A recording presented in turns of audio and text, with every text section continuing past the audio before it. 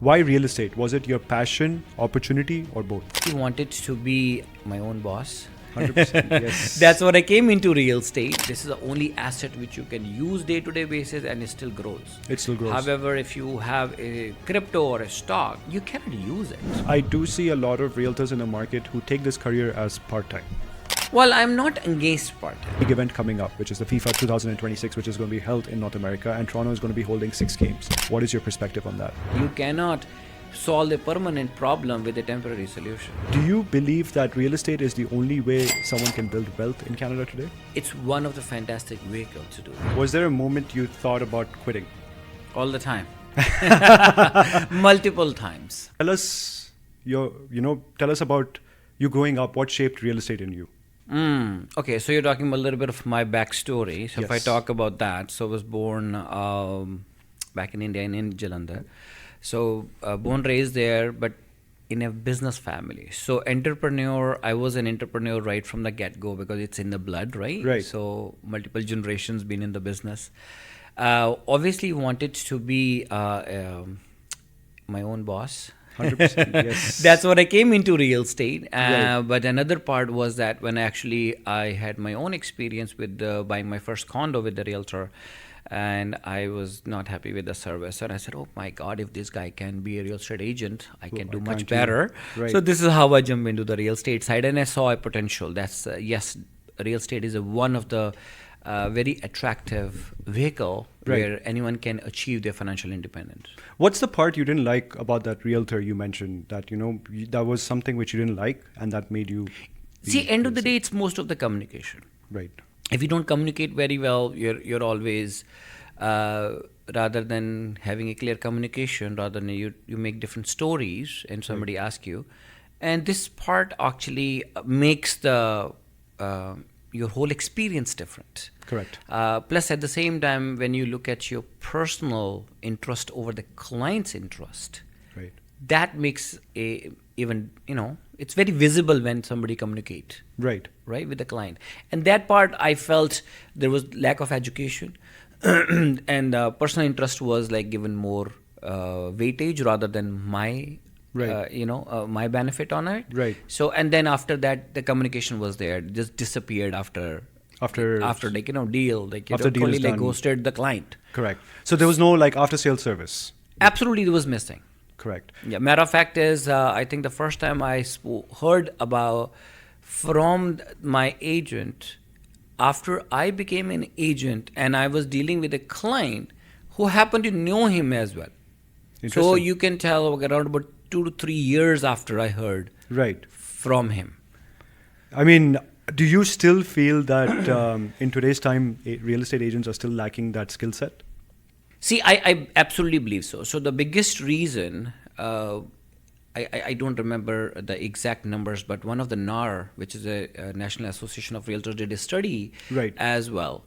That I think is, if I'm correct, around about 67 to 70% of the people wants to go back and work with the same realtor they worked with. Right. But the only problem is the realtor was never in communication. Key is to keep in touch with your clientele. I mean, that's the key in building a big business. A lot of realtors I see, they will come take your business and they will vanish after that. Right. But how can they improve that? They don't. So I call them, they are a transactional relationship. So once the transaction is done, the relationship is done. I understand. So if you wanted to grow a big business, Right. now you don't have to think about transactional relationship. You actually need a true relationship where you actually post survey, staying in touch with the clients. Correct. So that you can actually scale from the repeat and referral from your own clients. Because the key aspect is also to get referrals. So yeah, because these are the biggest your fans, because you already had an experience working with you, so they'll become the raving fans of yours. Which year did you come into Canada? Oh, that was back in 1999. As a student or as an immigrant? Right, as a student. Initially, what did you study? So I came here to be a pilot, actually. Wow. Okay, Interesting. and that was actually before September 11. So, Right. when 9/11 happened, then obviously things changed. Right. So I had to take a different route. So here I am. It's very interesting because I had a very similar interest in terms of careers, where I was looking to become a pilot at some point of my life. But Right. then I got so fearful by watching few documentaries that I kind of gave away my career as a pilot. Back in Dubai, this was. Right. And when you think about it, it is, yes, traveling by air is one of the most safest. Well, let me modes ask of you a traveling. question. So this morning before you started driving to come here, did you do the whole inspection on your car? No. You didn't. I But didn't. again, before flying, the pilots do. Do the inspection, yes. Right. So Um, that's a one big takeaway whenever somebody thinking about, oh my God. The only thing is a fear because you're in the air as opposed to be on the road. Right. Back in India, did you have any kind of side hustle or gig, or were you working at all back in India? So as I said, I was a student, and then before coming here, since I was in a business family, Right. I actually had a side gig, manufacturing ties, right? Because my Interesting. dad was into the men's clothing. Right. So, and that complemented, accessory with the Right. men's clothing. And back in days, back in the day, everything was custom made. The suits were custom made. Absolutely. All the clothing was custom made. So you have to have a tailor come there and take your measurements and stitches, right? And tie-in suits were a symbol of status. Were similar stat like that as well. Yes. So yes, there were some few companies. I'm not going to name those companies back in days, but yeah, they were providing it. But again, they were like some of them like polyester made. Some was like different fabric. So my thing was I wanted to do a pure silk ties. Interesting. Right. And you took that as a challenge and created a business Not out as of a it? challenge, I would rather say I wanted to. as a passion. As a passion. It says complements it. Why not to, start something on my own? Right. Right. So I called it an Esquire Ties.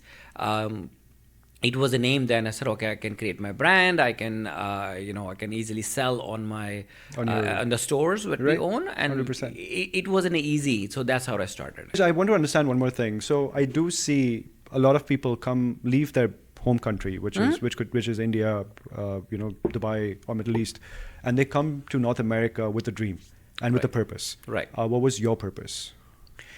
Actually, so Maya has two things. Either I'll become a pilot or I could have established a family business here. Right. But obviously something changed after that, so I could not establish a family business here, the clothing business here. Right. Because it's very different. The market is very different. Right. So I came here, and at that time, either I was thinking about either, saris, which is like an Indian, Correct. formal wear for women. Did we have that back then? Did we have that much of Indian population? We did, Right. but not in the east part of the Toronto. I will say either in On the- the Peel region in a GTA area, or maybe some parts in Vancouver. Yes, there's a big population for sure, even at that time too. What is one advice or habit or a lesson that you learned in your childhood and you still carry it with you? So one habit is says there is no replacement of a hard work, right? So that dedication, there's no replacement to that. Absolutely. Having said that, be a lifelong student. I'm still a student of real estate. I'm still learning every single day. Obviously, my lessons are different, but yeah, I'm a lifelong student. I'm a firm believer of it, because at every given stage of your life, even if you become the subject matter expert, you still have to learn. You still have to gain more knowledge. Well, this is how you become a subject matter expert. Correct, absolutely. And learning process never stops. And I feel that some humans are in particular, many humans ignore the fact that they have to keep learning, and they put their status much more higher. They say that, we know everything and we don't want to learn anything from anyone. Well, Kafil, here's another thing. So the people, those who stop learning, in few years you get to know their business is not the way where it can be or where it grows. Correct. So you can start to see their business is different, right? Now, having said that, doctors are always practicing. 100%. Right? Because this new research always happen. These new things keep coming. Correct. Either improve it, or make it better, or invent something. Right. Or discover something. Right. I think in real estate, same things are also happening, because the market is never the same. Absolutely. It keeps changing. Keeps changing, right?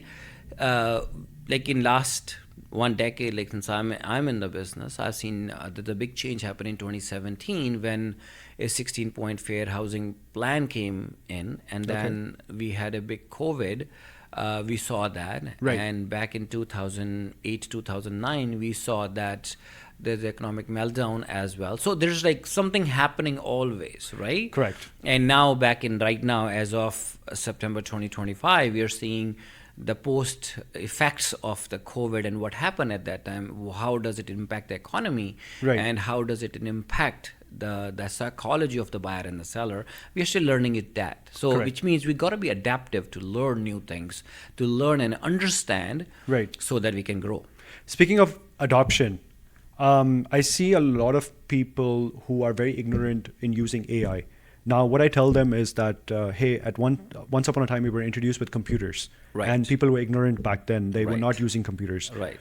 But guess what? They were like, computers will take away our jobs. Mm-hmm. But actually, they did not. Computers actually made your job much more easier. Right. Now, in today's time, every industry has some sort of use case there for AI related, to make your job much more easier. Right. And when people don't use it or do not adopt it, how do you think this will span them in the next coming years?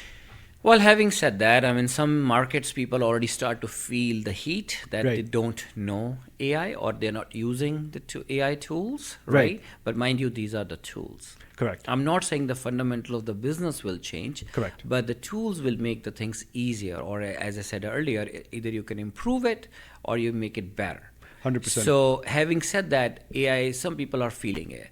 Correct. A lot of people are still, I'm not going to say they're old school thinking, but definitely they are fixated on the way they work. Correct. Or even they work in the past. Correct. They're very fixated on it. Right. For some time, yes, they can get by.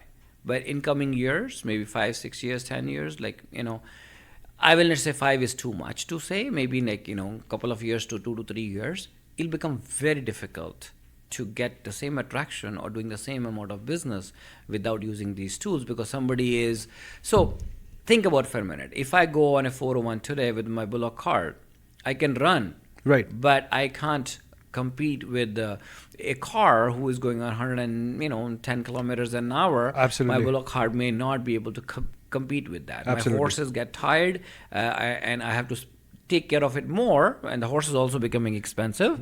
It'll become cheaper to have a car and replace it. Correct. And okay, jokes apart, but I think we have to adopt to a new trends, and new what's technology. happening in the marketplace as well. The people who are not adopting to this technology, do you think they're doing this because the technology is very overwhelming for them? And if it is overwhelming, why are they not collaborating with people who know the technology and involve them in the business as well? Kafil, the big problem is the white noise. Because of the social media, there's a lot of noise in the market. Correct. So if you look at for Google, or maybe you put a search somewhere, I'm looking for some sort of an AI tool, by end of the same day, you have 25 different companies reaching out to the person. Correct. And hey, we provide you this type of a tool, this type of a tool. The problem here is, so the people, those who are an old schooler, they're not upkeep with the technology. 100%. They will get confused. 100%. Which one to choose? And mind you, I still believe, yes, AI is growing, but in the real estate industry, it's still in infancy stage. Yes. Why? Because the tools they're expensive tools. They're not cheap. They're not cheap, yes. Everything So comes with individually, Yeah. it's become very difficult for any real estate agent to chisel, or maybe to take like a couple $1,000, $2,000 to $3,000 every single month from their pocket just to use some additional tools. But if you think those tools make their life easier? Well, here's the thing. Before you adapt something, I'm a firm believer that how's your systems? If your systems in not place and you're just adding the tools into it, then you have a lot of tools, Then but you're there's adding no more. system to play with. You're adding more expenses every month then. It's not about the expenses. It's about you cannot use these tools to the fullest. Not possible. Correct. And plus, you need to even find time to get trained on it as well.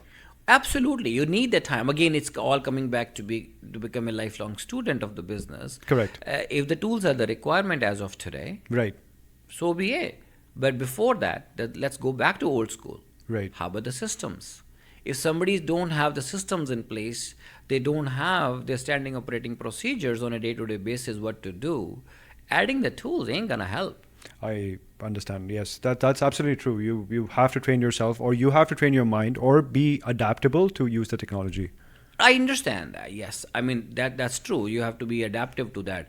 But again, I'm going back. Do your homework Do first. your homework first. Yes, absolutely. Look at the systems first. If you don't have the systems in place, then I'm sorry to say you may have 5 different tools, but then you still don't know. It's still not saving you time, actually taking more time from you. Right. In 2025, we saw the market not doing phenomenally well than what we saw in previous years. Real estate agents were struggling out there to keep up with their paychecks, or maybe they were not able to diversify their business or focus on a different section of the business. Whether they were in residential, they could have moved to commercial could have moved to leases. But coming into 2026, when we have a big event coming up, which is the FIFA 2026, which is going to be held in North America, and Toronto is going to be holding 6 games. What is your perspective on that? Well, when a new game comes in the market, definitely there'll be new people, some visitors will be coming there in the town. 100%. New business is gonna open Right. as well. Definitely, it will give you a little bit of boost, right? But does that mean that's a solution to somebody to establishing the real estate business? Well, if they're thinking about for 1 to 2 years, yes. Correct. But if they're thinking about long term, Right. they have to look at the business plan once again.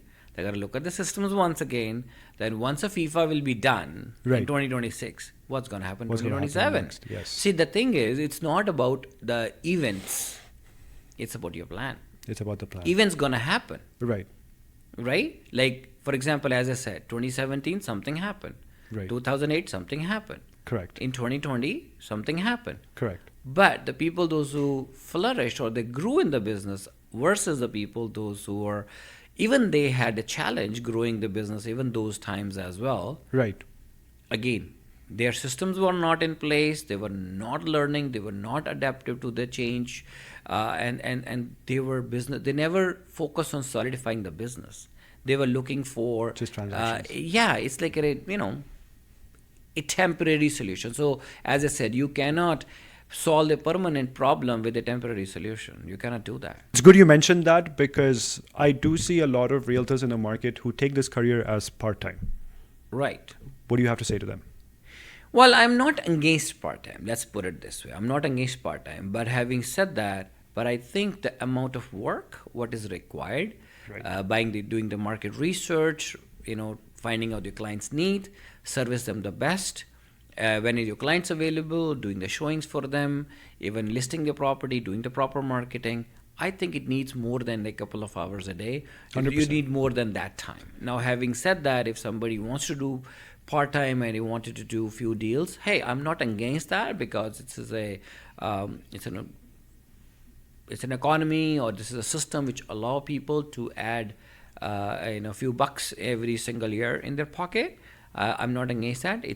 But having said that, a long-term business then can be built only with a dedication if you wanted to build a big business. 100%. Yeah. But is it fair on the clientele side, where they have to deal with a real estate agent who is part-time, who might not be able to give them the right advice, the right market insights, because they're practicing real estate as part-time and not full-time? Do you think it's fair?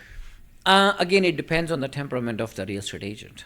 I know some part-time real estate agents also, they do a pretty good job for their clients. And I also know some of the full-time agents also, their focus is not there. They're struggling. Because they may have a side gig somewhere, they have another business, or whatever, right? But at the same time, it depends on the agent to agent.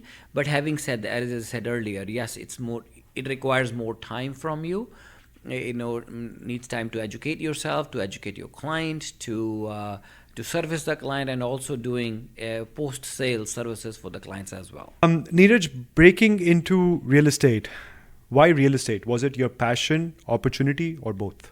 I said like earlier as well, though real estate is definitely one of the fantastic vehicle, Right. Where you can actually buy the real investment, real property. Right. It's a brick and mortar, so you can feel and touch. Right. It's not gonna evaporate overnight. It's not gonna happen. Correct. Now, again, I'm not against any other type of investments, be it say stock market or crypto or whatever that case may be. Right. But however, I feel because it's one of the necessities of life. Everybody, end of the day, needs a place to stay. Correct. And then if you have a piece of land, a piece of property which is under your name, this is the only asset which you can use day-to-day basis, and it still grows. It still grows. However, if you have a crypto or a stock, you cannot use it. You can't use it, yes. Right? You can't use it day. It's just your investment is growing with that. Investments are growing. Yes, absolutely, it's growing. But you can't use that. Correct. But this is, again, if you don't want to use it, you can give it to somebody else to use it. And they will pay your mortgage. And they'll pay off your mortgage, which Right. means this is an investment which is actually helping others or helping the family, but at the same time it grows by holding a stock, even if it's in a paper form or maybe electronic format, you cannot use it. Right. Now, having said that, some people have done fantastic in stock market and cryptos, Right. and other failed. The real estate doesn't lose; it doesn't become zero overnight. Correct. It holds its value and it's a long-term investment. Right, and unless until some like a big disaster happened, we have seen even COVID came and for a couple of months the market was completely shut down. Right. People were locked in. Correct. They were locked in the homes again. Yes. So, end of the day, we still need their place. To stay we still in. need their house. Correct. A roof on the head where you can stay. Right, and but what happened after that? That market like skyrocketed. It's just unbelievably right. But again, what I'm trying to say is you can use it. You can. I'm biased about it. Sure, I am. Yes, I think I have the rights to be biased about it. Because you sell real estate. You've been selling real estate for almost 10 years now. Right. Not almost. Yes, I think it's 10 years. 10 now. years. Yeah. Neeraj, people say that primary reason for people to buy real estate is also A, to have something of their own to live in, and B, it's to build wealth. Now, do you believe that real estate is the only way someone can build wealth in Canada today? No, as I said earlier, it's one of the fantastic vehicles to do that. Correct. It's one of the vehicles, but that's not the only vehicle. Now, I've seen people making money in different aspects. As I said, different type of investments. People have built large businesses. That's another way of building, but it depends. Correct. It depends on what somebody wants to do and how they want to do. But yes, definitely it's a more secure. You can do it on the side as well. Like, if you want to become an investor, you can have your business and you can still be a investor. Correct. And you can still build, invest in real estate. A lot of people, when they come in, they think of opening businesses like convenience stores, like restaurants, like, going into a trading kind of business. What changed? What was the turning point for you when you realized that, I don't want to go into the traditional business platform. I want to do something of my own, which is like a self-entrepreneurship role, like a real estate agent. Good question, Kafil. I've seen my family took almost 50 years to grow, to come to to build up their large-scale businesses. Correct. Right? And there's a huge investment requirement was there as well. Correct. But one thing I always felt was this, that in retail, especially back in those days, Right. it was addition, which means you can do 2 + 1 is 3. 2 + 1 is 3. 3 + 2 is 5. 5. But when I look at the real estate and an investment side of it, so 3 into 2 is different. 3 into 3 is not 6. 3 + 3 is 6, but 3 into 3 is not 6. Correct. So you can multiply the business as opposed to be adding it. So which means, so you can grow Right. outside. Because if, let's say, somebody open up a convenience store. Right. So the clients, what you're expecting, they physically needs to come to the store to purchase it. Correct. Absolutely. Nobody's going to come from, let's say, Tobico to Oshawa, where we are right now, because I am selling a pop here. Correct. Or I'm selling chips here. Correct. That's not possible. That's not possible. However, in real estate, though I am in Oshawa, but can I service a client who is in Etobicoke? Correct. Answer is yes, I can do that. So I am not restricted with the geographical boundaries. Since you spoke about that, there's a question I wanted to ask you. Is it wise to spread yourself so much and not focus on a demographic? Work local, Right. and then you expand. Right? Understood. So which means a client, let's say if you pick up in an Oshawa market, Right. somebody becomes good in Oshawa, Right. but that doesn't mean you will not have a client who wants to buy a property in Peterborough or who don't want to buy a condo in downtown Toronto. Right. But you gotta, your home ground Has to be your has local. to be. So you gotta be in a micro market. Correct. But then, yes, your business will expand. But if you, again, it's about the niche where you're working on. Correct. You mentioned about commercial, residential, or different types in commercial. Right. So you gotta hone on the skills to become fantastic, to become an expert Right. in the particular niche, and then it will expand. So your clients will take you there. Recall a deal that changed everything for you. Not everything, but I will definitely say that every deal teaches me something. Correct. But one of the deal is it was a purchase. It was definitely was a challenging deal. I'm not gonna go into details of it, but definitely a challenging deal. Right. Challenging in the sense then.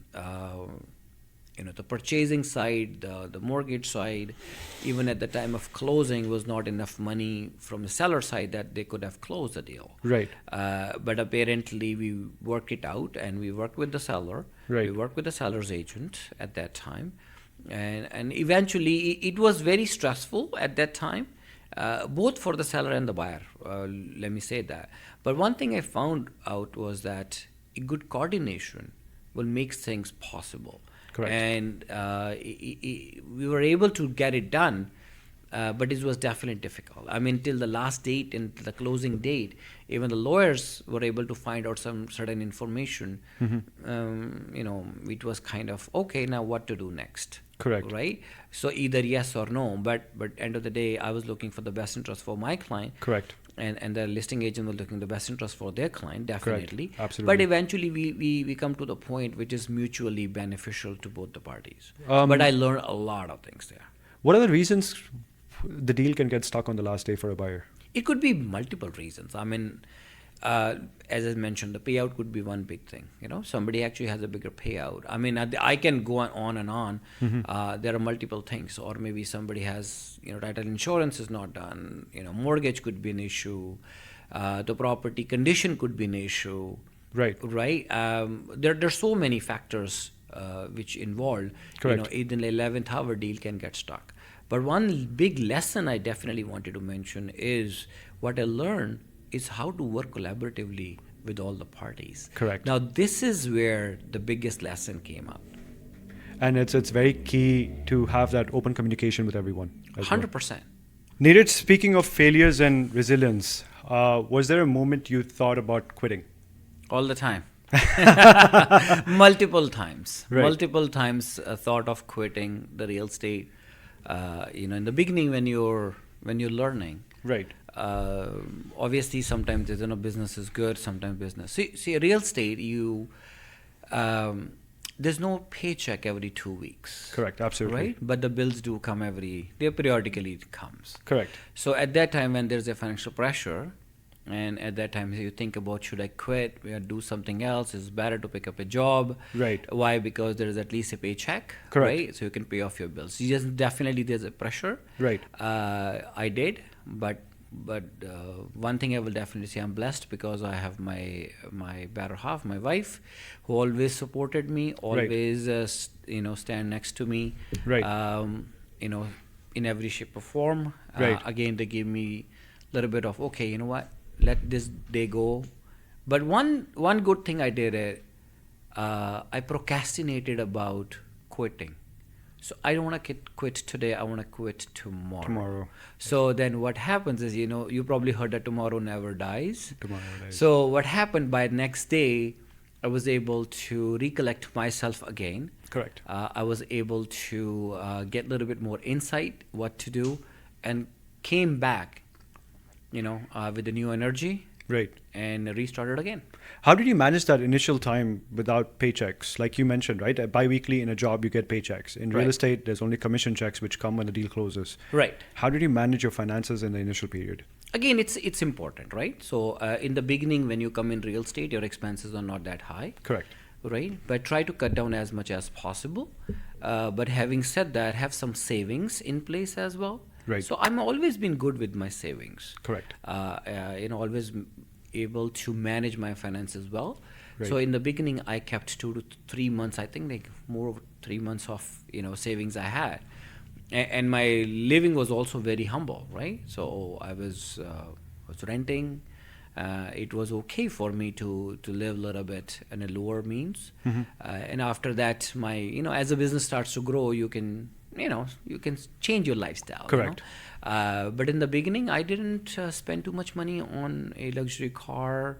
I didn't spend too much money on buying new clothes. Makes sense. I used what I had. Right. Right. I didn't spend lavishly in doing lot of lunches and dinners with the client. Correct. I managed to do with the coffee meetings. Correct. Which is much more cheaper as compared to the dinners and the lunches, right? Correct. But again, at the same time, I try to use all the tools possible. Like even right now, somebody starting today, I'll say before you start going into the lead generation on paid ads and all that, start to post something which is free on social media today. Correct. Try to do something which needs your sweat equity as opposed to be your check equity. Correct. So you sweat a little bit, do a little bit extra hard work in the beginning, so that you will be able to do a few deals. Once Right. you have that money coming in, and then you build up your systems, then it becomes easier, to manage your finances too. At any point within your career as well,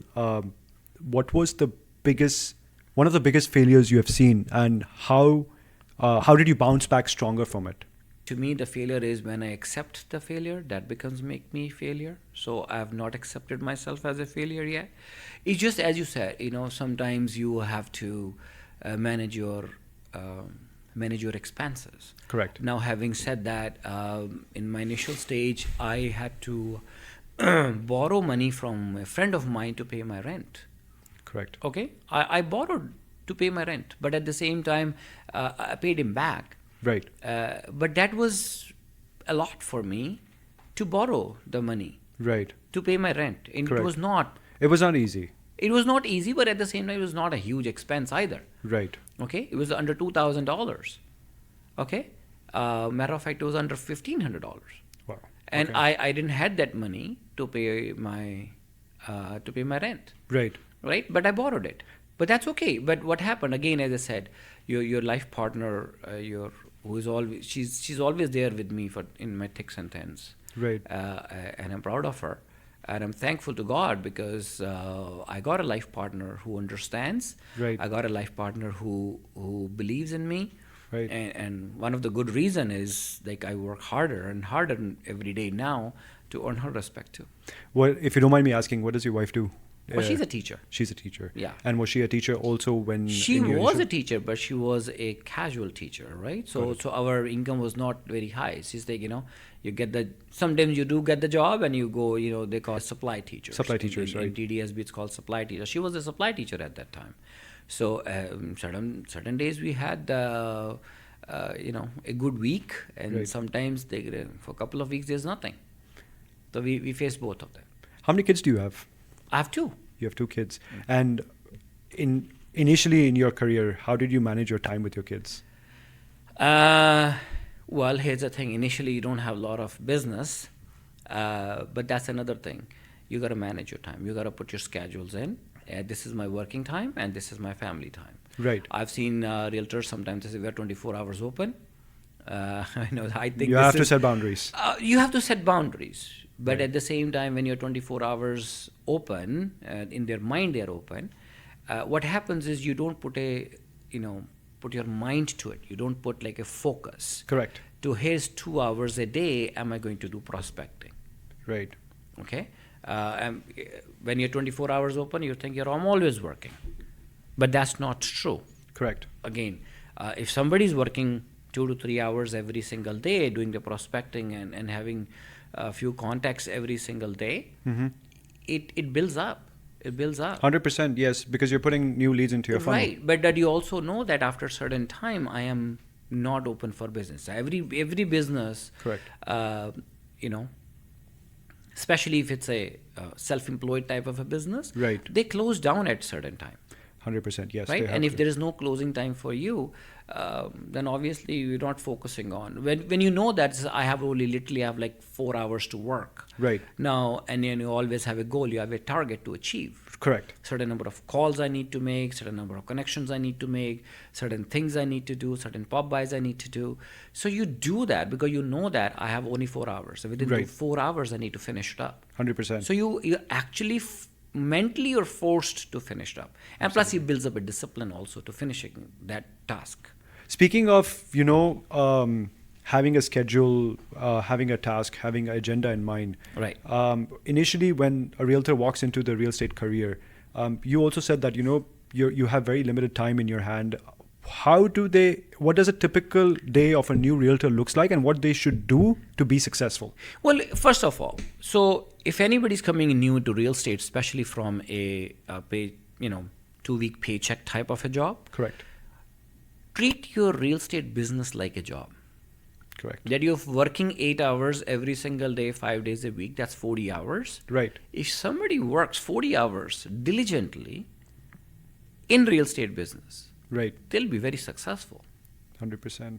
Right? But the problem is people come in real estate thinking about becoming their own boss, and I am also guilty of it, by the way, in the beginning, right? That once you become your own boss, what happened? Now you control the schedule. Correct. There's no accountability. There's no accountability. There's no manager to report to who's not Absolutely. looking up to your shoulder. There's no micromanagement happening. Absolutely. Now, and you become a little bit more independent. And most of the time, we are very lenient on ourselves.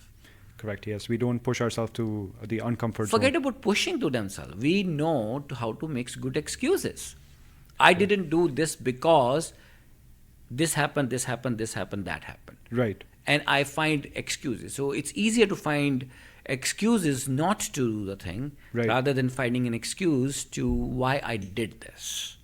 This is where your focus and the goals are super important. Neeraj, beyond the title, what does it really mean for you to be a broker of record? When I look at myself as a broker of record, I still think I'm a realtor, but again, I'm working in partnership, Correct. in partnership with the agents. Correct. Now I have to take the eyes off from myself, so it's about the team now. Correct. It's about if the team is happy, the team is successful, the team is growing, I am growing. Right. I have to take the eyes off myself and put the eyes on them. Correct. So I think this is the big change from a solopreneur to be becoming as a team lead Team or leader. team lead. I consider myself a team lead as opposed to be more of a broker of record. Yes, broker of record is more of responsibilities on the shoulder, Right. rather than just the working of it. But again, if somebody agent wants to do a showing, I will actually postpone my personal showing Right. because I need to go with them. Or I will take up their phone call, I'll take up their documentation first before I start to look at my documentation. So again, taking the eyes from myself and putting them on them. How do you decide to invest time with an agent? Saying that we are in an industry where there's so many part-time real estate agents. Do you see value when you invest time with agents, and what do you see first before investing that time? What qualities do you look out first? See, per se, I don't prejudge people. Understood. I don't. Absolutely. Because if I prejudge them today, I'm actually giving them the opportunity to judge me as well. Correct. Okay. Yes. So the first and foremost thing for me is what does it need? What does it look like? Correct. Okay. I have a dedicated time for training. Now, obviously, giving everybody an opportunity to come and learn, and my goal is to address a lot of small things, which how to rules of the business. Correct. If they know how to rules of the business, so they can take care of that. Correct. Right? So then I don't have to worry too much about it. But having said that, investing time in them, I also understand that they're going to change when they want to change. They're not going to change as per my schedule. They're going to change as per their schedule. They want to grow as per their speed, not my speed. Do I want them to become millionaires yesterday? Answer is absolutely yes. But are they ready to become it? I'm not sure. I will leave it to them to decide how much they wanted to do, when they wanted to do, and what their goals look like. Every individual comes pretty much with their own grit and mindset. Absolutely, right? This is like a bouquet of flower. Correct. All flowers are different, and they have a different fragrance as well. How important it is for a realtor to have a mentor? How to choose a mentor? Now, here is the thing. There is, if somebody wants to be a great in it, I have a mentor. I still have a teacher. I learn from them. I think everybody who wants to grow, you need somebody to look at your blind spots. Like, I can't look at my own blind spots. I Correct. need somebody to look at my blind spots, and they can tell me, Neeraj, you're not doing this thing right, or there's a way you can do better. Right. I need somebody, and I think this is utmost important. Not only just for being a realtor, but I think in every profession, you have a leader, you have a coach, you have a mentor. We have seen coaches and mentors in more on in sports and in the music industry. We have seen they have there's a voice coach, and Correct. there is a soccer coach, Correct. and there is a basketball coach. Correct. But these professionals do have multiple coaches. Correct. They're not working just on One thing. one coach. Somebody's working on They're working one on aspect. multiple aspects of the business. Right. And similarly in business and in being an entrepreneur, everybody needs a coach. But it may not one, maybe just multiple. Stepping into real estate, having a coach, getting to the ladder of success. Many agents I see that they come to the ladder of success, they reach to that point, and they end up doing things which does not value or which does not bring value to their career. Okay. What's that one myth you want to break about success? See, I believe the life is not a horizontal plank. It's an inclined plank. Correct. Either you're going up or you're going down. Correct. That depends on education. That depends on being coached and mentored. Right. The biggest myth is I know it all. That's I very know it interesting, all yes. hinders the success. I still believe I don't. See, the funny part about I know it all is this. The more I know, the more I realize I don't know. True. You have to always keep learning, like we mentioned earlier. Right? So there's a leadership coach or writer and author, Dr. John C. Maxwell. So I love his statement. He said, what you learn after all you know, that counts. So Correct. it's not about what you're learning right now. It's what you're going to learn after you learn it. Right. That how much I don't know about this subject. That matters, and that actually, I will say, that increases your hunger of learning more. Correct.